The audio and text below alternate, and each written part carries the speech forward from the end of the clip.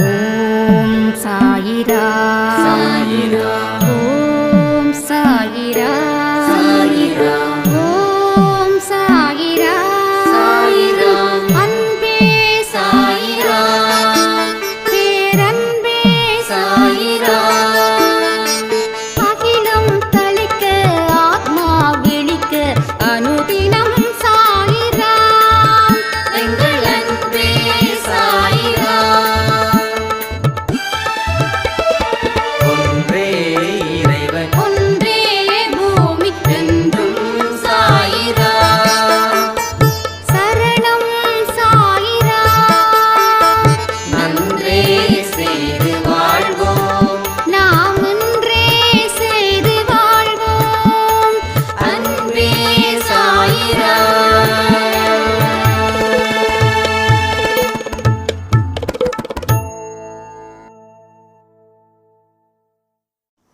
சைரா. என் உயிரின் உயிரானவர்களே, இன்னைக்கு பேசக்கூடிய டைட்டில் பணத்தை பற்றினது. எல்லா மனுஷனுக்கும் இங்கே பணம் மிகப்பெரிய தேவை. சிலருக்கு பணம் பற்றி கவலையே இல்லை. ஆனால் பலருக்கு பணம் இருந்தால் நான் சந்தோஷமாக இருப்பேன், பணம் இருந்தால் நான் நல்லபடியாக வாடுவேன், பணம் இருந்துச்சுன்னா என்னோடய கடனை தீர்ப்பேன், பணம் இருந்துச்சுன்னா எனக்கு எந்தெந்த பொருள் மேலே ஆசை இருக்கோ அத்தனை பொருளையும் நான் வாங்கி என் வீட்டில் அடுக்கிப்பேன். பணம் இருந்தால் நல்ல வீடு வாங்குவேன், பணம் இருந்துச்சுன்னா என்னோடய நோயை தீர்ப்பேன், பணம் இருந்துச்சுன்னா ஷீரடி போவேன், பணம் இருந்துச்சுன்னா ஃப்ளைட்லேயே போய் சாயப்பாவை பார்ப்பேன். இது மாதிரி பண தேவைகள் ஒவ்வொரு மனுஷனுக்கும் இருக்குது. ஒரு குழந்தை நினைவு தெரிய ஆரம்பிச்சிடுச்சுன்னா ஒரு பொருள் வாங்கணும் அப்படின்னு அது ஆசைப்பட்ட அந்த குழந்தைக்கு பணம் தேவை. அது பெற்றவங்களால் பூர்த்தி செய்யப்படுகிறது. ஆனால் நடுத்தர வர்க்கத்துக்கோ அதுக்கு கீழே இருக்கிற வர்க்கத்துக்கோ பணம் அப்படின்றது ஒரு கனவாகவே போயிடுச்சு. சம்பாதிக்கிற பணம் 30 நாளைக்கும் வரல, மாத சம்பளம் வாங்குறவங்களுக்கும் வரல, தினமும் கூலி வேலை பார்க்குறவங்களுக்கும் வரல, வியாபாரம் செய்கிறவங்களுக்கும் வரல. வியாபாரி காலையில் இருந்து நைட்டு வரைக்கும் உட்காந்துருக்காங்க கடையில், யாரும் ஒருத்தவங்க கூட வரல. மழைக்கு ஒதுங்குறவங்க கூட நம்ம கடை பக்கம் ஒதுங்கலை, மற்ற கடை பக்கம் ஒதுங்குறாங்க. அந்த அளவுக்கு நாம் தரித்திரம் மிக்கவர்களா அப்படின்ற கேள்விகளும் ஒவ்வொரு மனுஷனோட மனசுலையும் ஆழமாக பதிஞ்சிடுச்சு. நான் என்ன செஞ்சாலும் எனக்கு பணம் கிடைக்காது, கடைசி வரைக்கும் கடனோடு தான் நான் வாழணும் அப்படின்ற ஒரு நிலைக்கு ஒவ்வொரு மனுஷனும் தள்ளப்பட்டுட்டா. அதன் விளைவுகள் கடைசி வரைக்கும் அவன் கடன்காரனாகவே இருக்கான். இவன் வாங்கின கடனை அவன் புள்ள அடைக்கிற அளவில் நிலைமை மோசமாக போய்கிட்டே இருக்கு. அப்போ இதில் இருந்து மீள்வதற்கு எந்தெந்த வழிகள் இருக்குது? ஏன்னா இது எல்லாருக்கும் தெரியும், நான் புதுசாக பேசி தான் தெரியணும்னு இல்லை, எல்லாருக்கும் தெரியும். இதுலேருந்து மீள என்ன வழிகள்? நம்மளை கடன் இல்லாமல் வாழ முடியும், நம்ம நினைச்ச பொருளை வாங்க முடியும், பணத்தை நம்மக்கிட்ட சேர்க்க முடியும், பணத்தை நம்ம திசை நோக்கி வரவழைக்க முடியும், அழைக்க முடியும். முடியாமலாம் ஒன்றுமே இல்லை. யார் சொன்னால் முடியாதுன்னு? இன்னொருத்தனால முடியுது, என்னால் ஏன் முடியல? அப்போ என்ன குறைச்சல் இங்கே? அந்த குறைச்சலை இருக்கிற குறைய நிறையாக்கிக்கிட்டா, அப்போ நிறையாக்குவதற்கு உண்டான வழிகள் என்னென்ன? சில விஷயங்களை நீங்கள் மனசில் ஆழமாக க்ளீன் பண்ணணும், சில விஷயங்களை மனசில் ஆழமாக பதிய வைக்கணும். முதல்ல உங்களோட செல்வங்கள் சேரணும்னா நீங்கள் வாழ்க்கையை உற்சாகமான மனநிலையில் ஆரம்பிக்கணும். முதல் பாயிண்ட். ஒவ்வொரு மனுஷனுக்கும் ஒவ்வொரு விதமான வேலைகள், அந்த வேலைகளை மட்டும் அவன் கவனத்தை செலுத்தணும். மறுபடியும் சொல்கிறேன், உழைப்புக்கு முதலிடம் கொடுக்கணும். உழைக்கிறவன் கண்டிப்பாக ஜெயிப்பான். இன்றைக்கு வரைக்கும் உழைக்காதவனுக்கு என்னோட ஆடியோ எந்த காரணத்தை கொண்டு ஒரு 5 பைசாவுக்கு கூட பயன்பெறாது. ஸோ உழைக்கிற வர்க்கம் இந்த ஆடியோவை கேட்டால் நிச்சயமாக உங்கள் வாழ்க்கை தலையெழுத்தையே மாற்றலாம். சாயப்பா மாற்றி வைப்பார். ஏன்னா உழைக்கிறவனுக்கு தான் சாயப்பா கை கொடுக்குறாரு, உழைக்காதவனுக்கு இல்லை. நீங்கள் ஏதோ ஒரு வழியில் உழைக்கணும். உங்கள் உழைப்பை மேன்மையாக்கணும். உங்கள் கவனங்கள் முழுக்க உங்கள் உழைப்பில் மட்டும்தான் இருக்கணும். இந்த உழைப்பினால தான் உங்கள் வருமானம் பெருக போகுது. உங்கள் அறிவினால தான் வருமானம் பெருக போகிறது. என்னோடய பணத்தை எங்கேருந்தோ என்னோடய பணம் எந்த திசையில் இருந்தாலும் அதை என்னை நோக்கி வருவதற்கு நான் தயாராகிட்டேன் அப்படின்ற ஒரு மனநிலையை நீங்கள் இன்னைக்கு உருவாக்கணும். நீங்கள் எதை நோக்கி போகிறீங்களோ அது உங்களை நோக்கி வர வைக்க முயற்சிகள் செய்யணும். ஏன் முயற்சிகள் செய்யலை? நாமளும் இந்த பணத்தை பற்றி அதிகமாக பேசலைன்னு நினைக்கிறேன். ஏன்னா இது பேசுவதற்கு காரணம், தொடர்ந்து நமக்கு வந்தக்கூடிய மெசேஜ் பணத்தை பற்றி பேசுங்க, பணம் பெரிய பிரச்சனையாக இருக்குது, நீங்கள் பணத்தில் ஆசைப்படக்கூடாதுன்னு சொல்லாதீங்கன்னா. நம்ம என்றைக்கு சொல்லியிருக்கோம் பணத்தை ஆசைப்படக்கூடாதுன்னு? நாம் நிறைய சம்பாதிக்கணும் தான் சொல்லியிருக்கோம். பணம் ஆசைப்படக்கூடாதுன்னு நான் ஏன் வியாபாரம் பண்ணணும்? அப்படி கிடையாது. எனக்கு பணம் தேவை. நான் இப்பயும் சொல்கிறேன், நான் பணத்தை நேசிக்கிறேன், பணத்தை மதிக்கிறேன். எனக்கு வியாபாரம் பெருக்கணும், நான் நிறைய காசு சம்பாதிக்கணும், என் கையில் நிறைய காசு இருக்கணும். எனக்கு அந்த இது இருக்குது, ஆசை இருக்குது. ஆனால் அந்த ஆசை எனக்கு தேவையானது எடுத்துக்கிட்டு மற்றவங்களுக்கு கொடுக்கணுன்ற ஒரு விஷயந்தான் எனக்கு இருக்கே தவிர எல்லாமே எனக்கே வரணும் அப்படின்னு நான் நினைக்கல. ஆனால் சம்பாதிக்கின்ற ஆசை இருக்குது. எனக்கு தேவையான காசு ப்ளஸ் அடுத்தவங்களுக்கு தேவையான காசு. அடுத்தவங்களுக்கு தேவையான காசு அது என்னுடைய காசை நான் மாற்றக்கூடாது. எனக்கு தேவையெல்லாம் முடிச்சுட்டு அடுத்தவங்களை நான் கவனிக்கணும். முதல்ல என்ன நான் சரி பண்ணிக்கணும். நான் 3 வேளை சாப்பிட்டா தான் அடுத்தவங்களுக்கு ஒரு வேளை சாப்பாடு கொடுக்க முடியும். நான் 3 வேளை சாப்பிடாம அடுத்தவங்களுக்கு ஒரு வேளை சாப்பாடு கொடுத்தா சாப்பாடு கொடுத்தவங்க மேலே எனக்கு வெறுப்பு தான் வரும். அதனால் என்னுடைய வயிறு கொஞ்சமாவது நிறைஞ்சாதான் அடுத்தவங்களோட வயிற்றை நான் நிறைக்க முடியும். இது உண்மை. நான் ப்ராக்டிக்கலாக தான் பேசுகிறேன். இங்கே நான் தியாகியாக பேசுவதற்கு நான் வரலை. ஏன்னா நானும் ஒரு ப்ராக்டிக்கல் பர்சன் தான். நான் அதில் சக்ஸஸ் ஆனதால தான் நான் உங்ககிட்ட பேசிகிட்டு இருக்கேன். நீங்கள் என்னென்ன புலம்பல்கள் புலம்புனீங்களோ அத்தனை புலம்பல்கள் 2015-16 நானும் புலம்பிக்கிட்டு தான் இருந்தேன். பணம் நம்ம பக்கமே வராதா? பணம் திசை நமக்கு செட் ஆகாதா? கடனோட தான் வாழ்க்கை முடியுமா? கொஞ்சம் கூட சிரிப்பு இருக்காதா? கொஞ்சம் கூட நம்பிக்கை பெருகாதா? இந்த மாதிரி மனநிலை தான் எனக்கு தொடர்ந்து இருந்துக்கிட்டே இருந்தது. அது எனக்கு பெரிய துக்கமாக மாறிச்சு வாழ்க்கையில். அதுக்கப்புறம் தான் யோசித்தேன், ஏன் நமக்கு தரித்திரம் பிடிச்சது? உழைக்காம கடன் வாங்கினதால. அதை நம்ம உழைச்சிட்டு கடன் வாங்காமல் இருந்துட்டோன்னா தரித்திரம் பிடிக்காதில்ல. அப்போ என்ன பண்ண? பணம் தேவை. ஆனால் அந்த தேவைன்றது உழைச்சி வரணும், உழைக்காமல் வரக்கூடாது. உழைக்காமல் வந்துடுச்சுன்னா அது பணம் இல்லை, அது தரித்திரம். உழைச்சி வந்தால் தான் உண்மையான பணம், அதுதான் நம்மளை வாழ வைக்கும். அப்படின்ற ஒரு மனநிலைக்கு ஒரு விதையை போட்டேன். அந்த விதை எப்படிப்பட்ட விதைன்னா, இனி கடன் வாங்கக்கூடாது.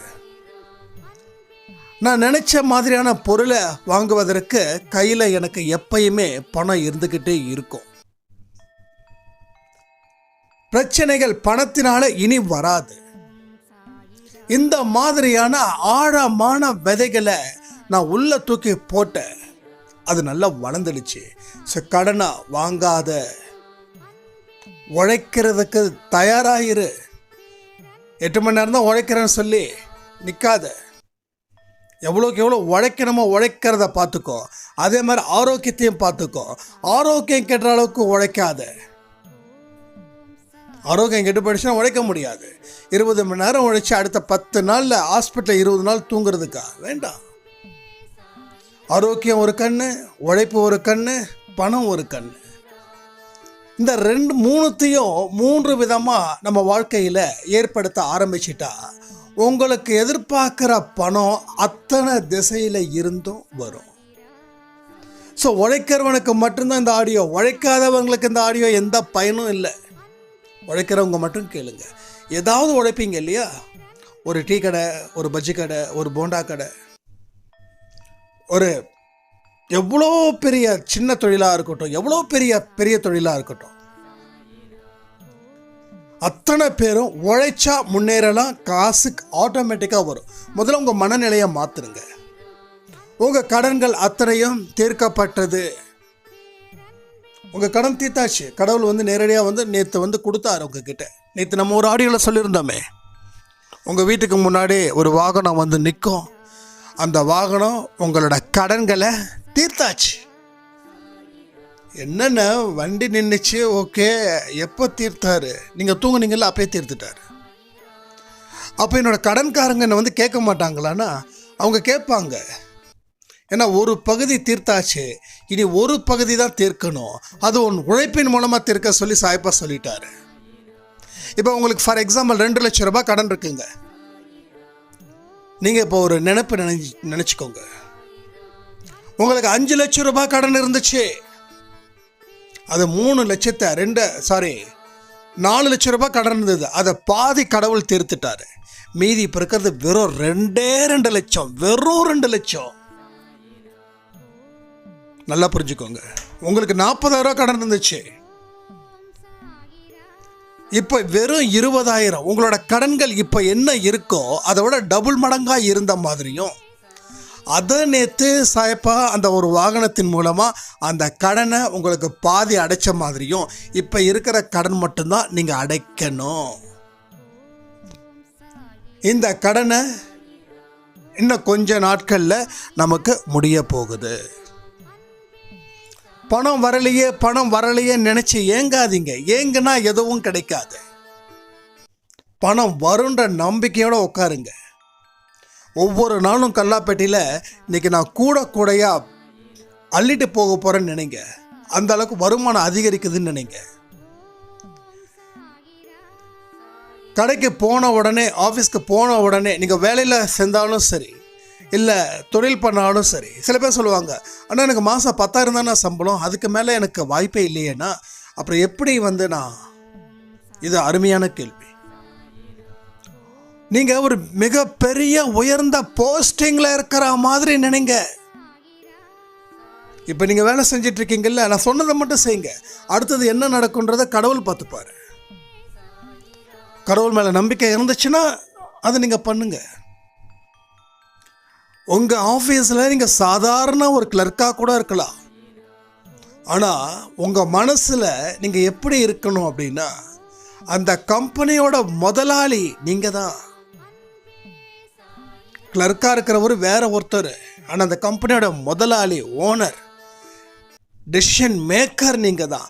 அந்த நினைப்பை மனசில் வச்சுக்கிட்டு நீங்கள் செயல்படுங்க. இப்போ உங்களோட வேகம் அதிகரிக்கும்.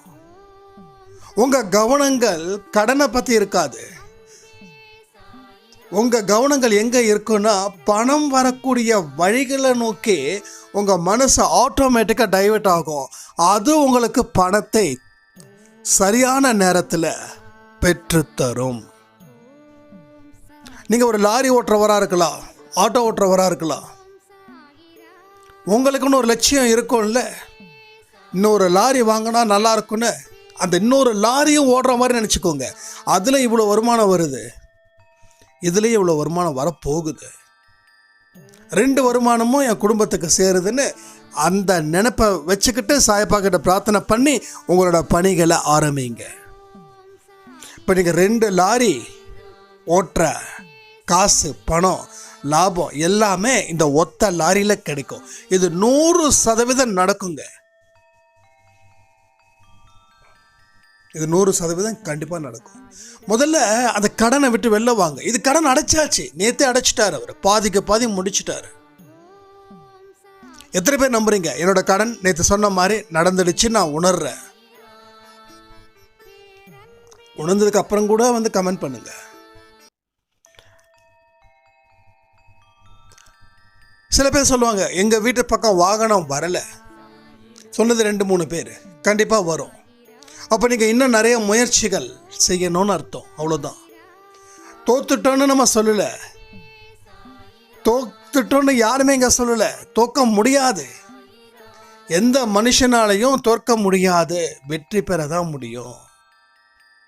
அப்போ எங்கள் வீட்டு பக்கம் வாகனம் வரலன்னா தோத்துட்டேன்னு அர்த்தம் இல்லை. ஒருத்தவங்க ஃபீல் பண்ணாங்க, எங்கள் வீட்டு பக்கம் வாகனமே வரலன்னா.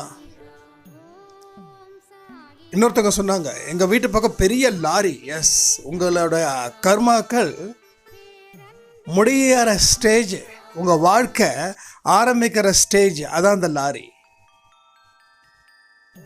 யாராருக்கு எப்படிப்பட்ட வாகனங்கள் வந்திருக்கோ அந்த அளவில் நம்ம வாழ்க்கை மாறப்போகுதுன்னு அர்த்தம். புரியுதா உங்களுக்கு?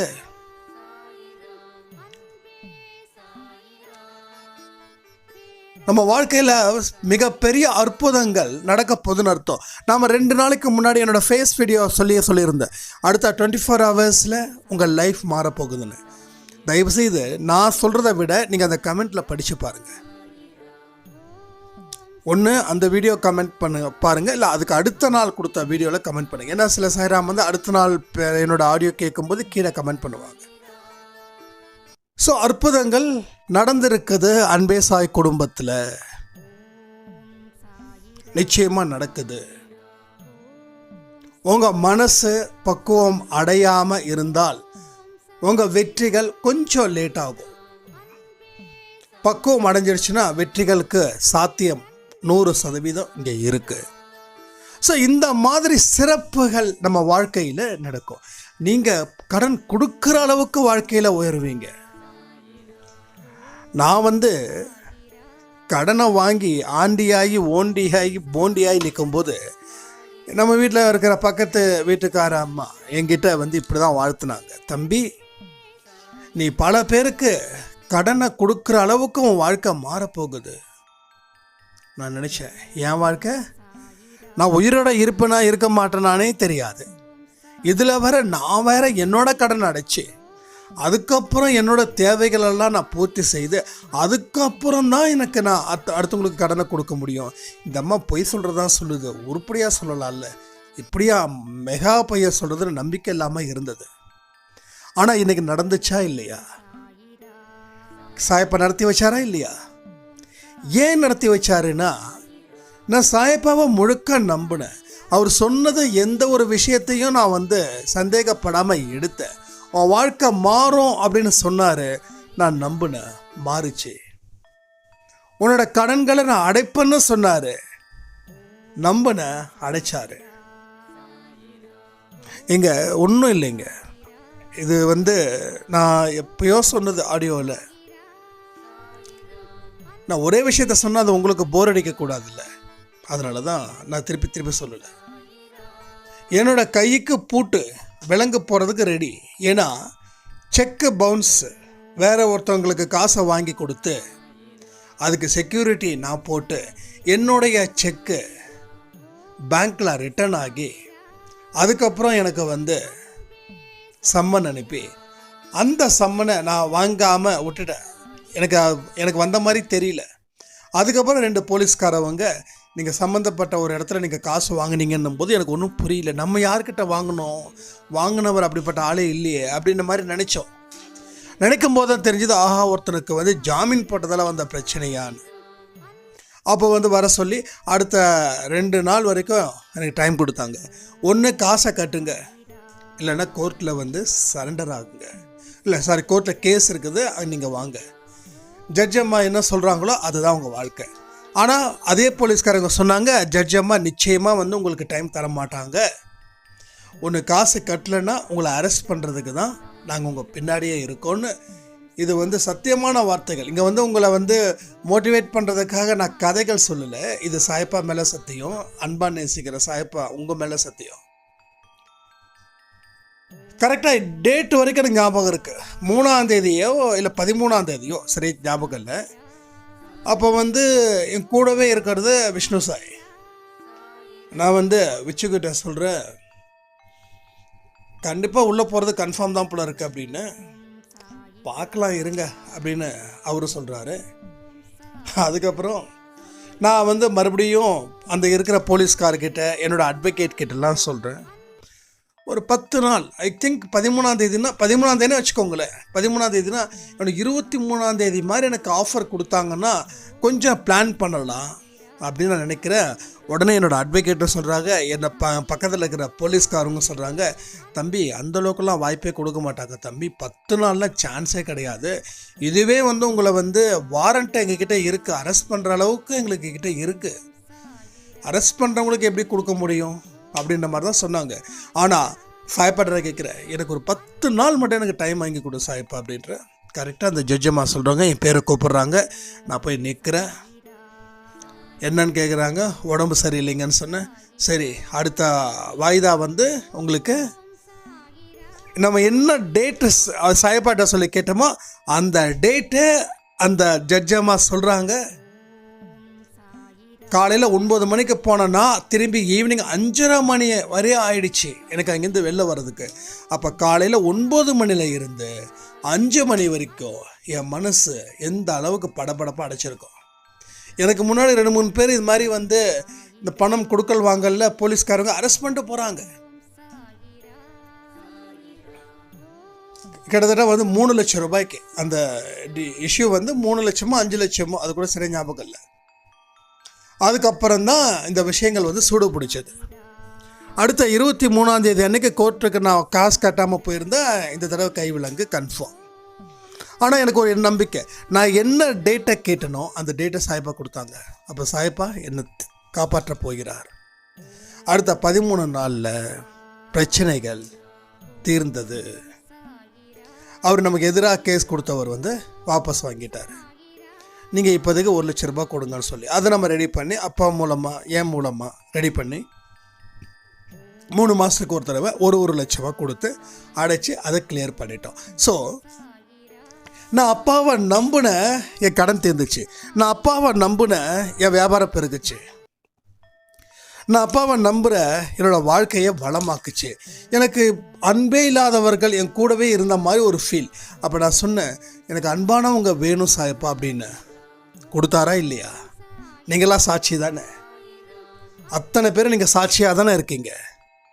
அப்போ நல்லா யோசிச்சு பாருங்கள், நீங்கள் என்ன கேட்குறீங்களோ அது நிச்சயமாக அவர் கொடுப்பாருன்ற நம்பிக்கை 100% இருந்துடுச்சு அப்படின்னா அது உங்களுக்கு அப்படியே கிடைக்கும். அதில் சிந்தாமல் சிதறாமல் அள்ளி அள்ளி கொடுப்பாரு.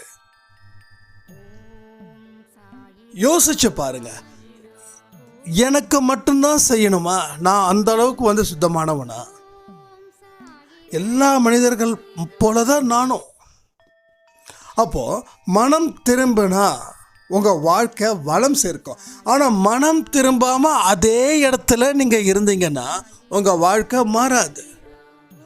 ஏன் வாழ்க்கை இன்னும் மாறலைன்னா நீங்கள் இன்னமும் உங்களோட பிடிவாதத்திலே இருக்கீங்க. செல்வம் வரும் அப்படின்றத, செல்வன்றத பணம்னே சொல்லலாம். இந்த பணம் தான் நல்ல வார்த்தையாக இருக்குது. பணம் வரும் அப்படின்றத இன்னமும் பிடிவாதம் பிடிச்சி நீங்கள் நம்பாமல் இருக்கீங்க. கடன் தீரும் அப்படின்ற ஒரு விஷயமும் நீங்கள் நம்பாமல் இருக்கீங்க. அப்போ உழைக்கிறவனுக்கு எல்லாமே கிடைக்கும். பணத்தை தேடி ஓட வேண்டாம். இங்கே பணம் இருக்குதுன்னு சொல்லுவாங்க, போகாதீங்க. நீங்கள் எங்கே இருக்கீங்களோ அங்கேயே பணம் சேரும். இதை நீங்கள் உறுதியாக நம்புனா, இல்லைன்னா பணம் இங்கே கிடைக்குது அங்கே கிடைக்குதுன்னு ஓடி ஓடி அதுக்கு ஓடுறதுக்கு அலைச்சலுக்கும் உண்டான ஒரு பணம் தேவை இருக்கு இல்லையா, அந்த பணத்தை கூட நம்ம இழந்துடுவோம். நிறைய பேர் என்ன பண்ணுவாங்க, என் கடன் தீரும்னு சொல்லி ஊரெல்லாம் போவாங்க. நான் எல்லா இடத்துக்கும் போனேன், கடனுக்கு மேலே கடன் வாங்கி என்னை கூட்டு போனாங்க. ஆனால் அதில் வாங்கின கடனே ஒரு 50,000 ரூபா வந்திருக்கும் பிறகு. இந்த கோயிலுக்கு அந்த கோயிலுக்கு போங்க, ஏதோ ஒரு கோயில் இருக்கும், அது எங்கடானா திருச்சியில் இருந்து இறங்கி அங்கே இருந்து 40 கிலோமீட்டர் போய் அங்கே இருந்து இன்னொரு பஸ்ஸை மாறி போகணும். நீங்கள் பேசாமல் பஸ்ஸில் போகாதீங்க, காரில் போயிடுங்க, அதான் பெஸ்ட்டுன்னு. போயிட்டு வர காருக்கு எவ்வளோனா 10,000 ரூபா கேட்பாங்க. அதுக்கப்புறம் உங்களுக்கு சாப்பிட்ற செலவு, போகிற செலவு, தூங்குகிற செலவு, அங்கே உண்டியலில் வைக்கிற செலவு, சொன்னவருக்கு தட்சணை கொடுக்கறது, இதெல்லாம் பார்த்தீங்கன்னா 20-25,000. சொன்னவரும் வருவார், ஏன்னா அவரும் ஊரை சுற்றி பார்ப்பார். ஒருத்தர் உங்ககிட்ட இந்த கோயிலுக்கு போங்கன்னு சொல்லி பரிகாரம் சொல்கிறாருன்னா அவர் அந்த கோயிலுக்கு பார்க்கறதுல ரொம்ப தீவிரமாக இருக்கார். அதனால் உங்கள் மூலமாக அவர் கொஞ்சம் பார்த்துக்கலான்னு நினைக்கலாம். நான் எல்லாரையும் சொல்லலை, ஏன்னா நான் எல்லாரையும் சொல்லவும் மாட்டேன், சில பேரை தான் நான் சொல்கிறேன். ஏன்னா 10 பேர் இருக்காங்கன்னா அது ஒரு 8 பேராவது நல்லவனாகவும் இருப்பான், இல்லை கெட்டவனாகவும் இருப்பான். நம்ம கர்மாக்கள் தகுந்த மாதிரி அந்த 2 பேர் எப்படிப்பட்டவன். ஒரு காலத்தில் என் கூட சேர்ந்துருக்கிறவங்க 10 பேர் 9 பேர் கெட்டவனாக இருந்தான். அப்போ தான் நான் வெறுத்தேன், என் கூட இருக்கிறவனு என்னை இப்படி இருக்கிறானேன்னு. அப்போ தான் எனக்குள்ளே மைண்டுக்குள்ளே ஒன்று தோணுச்சு, நாம் எப்படி இருக்கோமோ அப்படி தான் நம்ம கூட இருக்கிறவன் இருப்பான் அப்படின்னு. அதுக்கப்புறம் என்னோட எண்ணங்கள் மாறிச்சு, புத்தி வேறு மாதிரி போச்சு, பாதை வேறு, பயணம் வேறு, என் கூட இருக்கிற ஆட்களும் வேறு. அப்போ அன்னைக்கு 10 பேரில் கிட்டத்தட்ட 9 பேர் மோசமானவனாக இருந்தால், என்னை ஏமாத்துறவனாக இருந்தான். ஆனால் எனக்கு 10 பேரில் 10 பேர் சொக்க தங்கமாக இருக்காங்க. அப்போது நீங்கள் சாயப்பாவால் முடியும் உங்கள் வாழ்க்கையை அப்படின்னு உங்கள் வாழ்க்கையை அவர்கிட்ட நீங்கள் ஒப்படைச்சிங்கன்னா, நீங்கள் என்னென்ன எதிர்பார்க்குறீங்களோ அத்தனை பொக்கிஷங்களும் உங்கள் வீட்டு முன்னாடி வந்து கொட்டும். அப்போ இந்த வாகனத்தில் நேற்று ஏன் வந்ததுன்னா, அந்த கடனை அடைப்பதற்காக, கடன் கொடுத்தாச்சு, நீங்கள் 1 லட்சம் தான் உங்களுக்கு கடன் நினச்சி, உங்கள் கடன் வந்து 1 லட்சமாக இருக்கும். உண்மையாக 1 லட்ச ரூபாய் இருக்குதுன்னா எனக்கு, அப்போ நீங்கள் எப்படி நினைக்கணும்னா, 2 லட்ச ரூபாய் இருந்த கடனை 1 லட்ச ரூபாய் நேற்று வந்து அவர் செட்டில் பண்ணிட்டாரு. நான் 1 லட்சம் தான் இருக்குது, இதை நான் அடைச்சிடுவேன். நான் பணம் நல்லா சம்பாதிப்பேன், பணம் என்னை நோக்கி கண்டிப்பாக வரும். என்னோட மைண்டை ஃபுல்லாக டோட்டலாக சேஞ்ச் பண்ணிட்டேன். வராது அப்படின்ற ஒரு விஷயத்தை நான் எரிஞ்சிட்டேன், வருன்ற விஷயத்தை நம்பிக்கை வச்சிட்டேன்.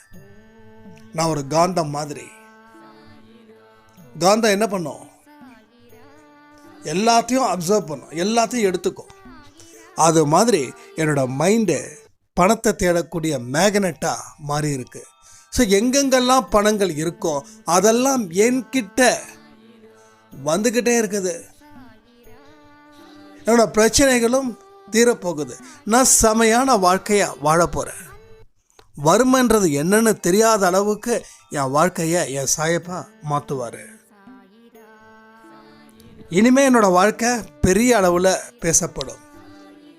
அத்தனையும் நான் நினச்ச மாதிரி என் வாழ்க்கை நடக்க போகுதுன்னு நினைக்கும் போது இப்போவே எனக்கு சந்தோஷமாக இருக்குது.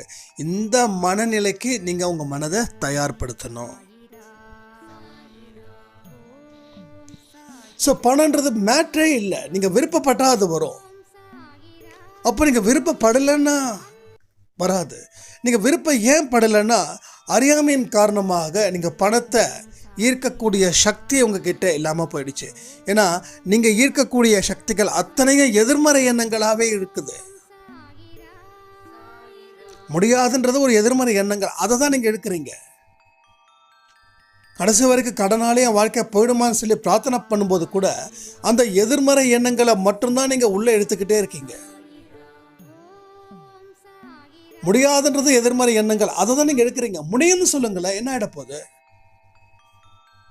நாம் வெளியில் தான் 10 பேர்கிட்ட சொல்கிறோம் என்னால் முடியும், நான் அப்படிப்பட்டவன் இப்படிப்பட்டவன் அப்படின்னு.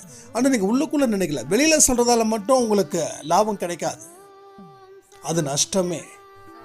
உள்ளுக்குள்ளே சொல்லி பாருங்க. முதல்ல சிம்பிளாக இருங்க. ஏன்னா இங்கே சில பேருக்கு என்ன ஒரு பிரச்சனை அப்படின்னா, வெளியில் தான் பெரிய ஒரு பிக் ஷாட் மாதிரி காட்டிப்பான். ஒரு மிடில் கிளாஸ் ஃபேமிலியாக இருந்தாலும் நாங்கள் மிகப்பெரிய ராயல் ஃபேமிலி, ரிச் ஃபேமிலி அப்படின்னு. அப்புறம் ரிச் பீப்புள்ஸ் யாருமே மோஸ்ட்லி காட்ட மாட்டாங்க. நீங்கள் நல்லா கவனிச்சு பாருங்கள்.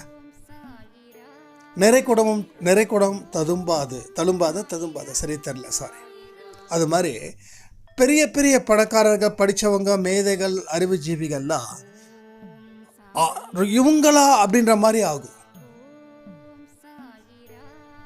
நான் என்ன சொல்லி பெருமை பேசுகிறேன்னு தயவுசெய்து நினைக்க வேண்டாம். எனக்கு என்னோடய நேட்டிவ் பிளேஸில் சாய்பா கோயிலுக்கு நான் ஒரு நாள் போகும்போது அங்கே இருக்கிற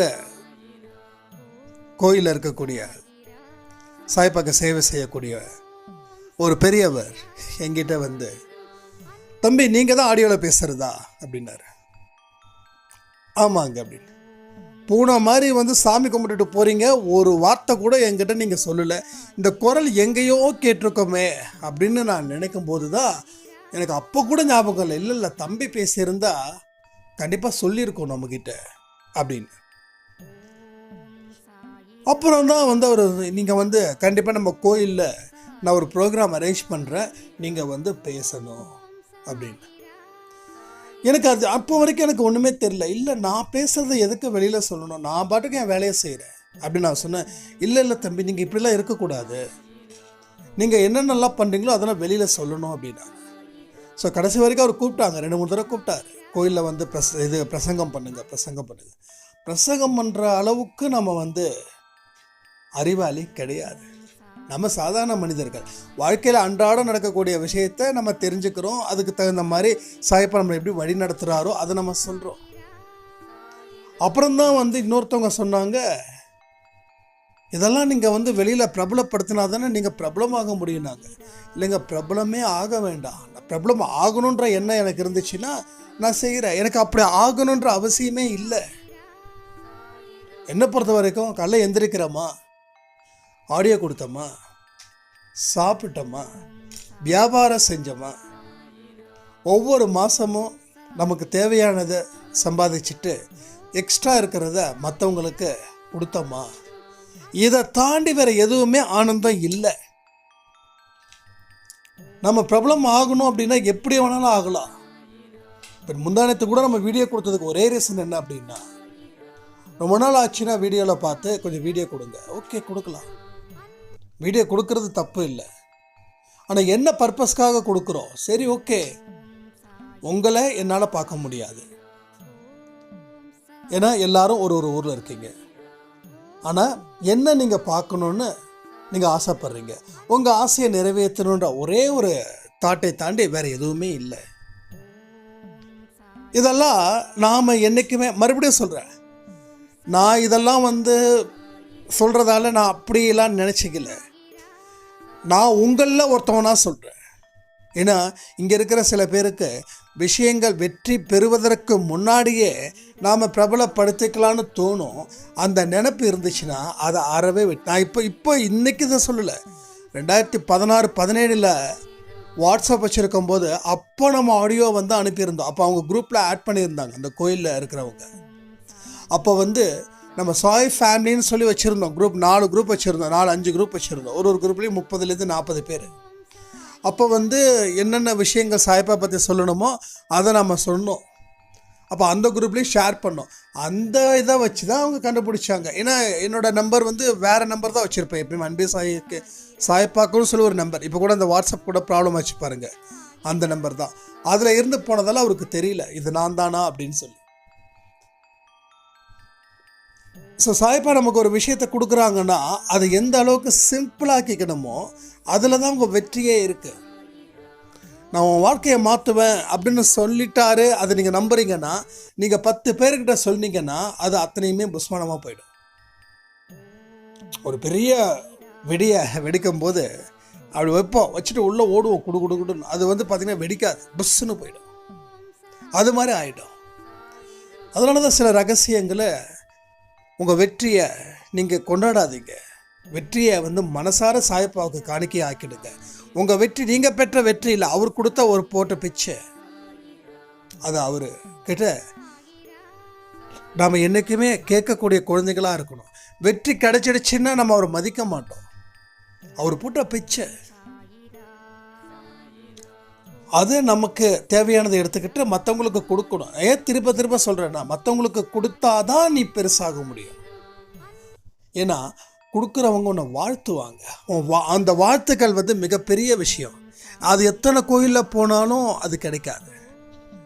ஒரு ஏழைக்கு வயிறார சாப்பாடு போட்டேன்னா, இல்லை அவனுக்கு போட்டுக்க ட்ரெஸ்ஸை கொடுத்தேன்னா, அவங்க வாழ்த்து மழை பொழியும் போது அது கடவுளே உன்னை வாழ்த்துற மாதிரி இருக்கும். இப்போ பணம் சிறப்பாக வருவதற்கும் பணத்தை அதிகரிப்பதற்கும் என்னென்ன விஷயங்கள் செய்யணும் அப்படின்றத நம்ம சாயப்பாவோட வழியில் நம்ம சொல்லிட்டோம். இனி பணத்தை ஈர்ப்பது மட்டும்தான் அவங்க வேலை. சீக்கிரமாக இந்த விஷயங்கள் ஆரம்பமாகிடும், மிகப்பெரிய அளவில் வெற்றியும் கொடுக்குன்னு சொல்லி இந்த ஆடியோவை நான் முடிக்கிறேன். ஜெய் சாய்ராம்.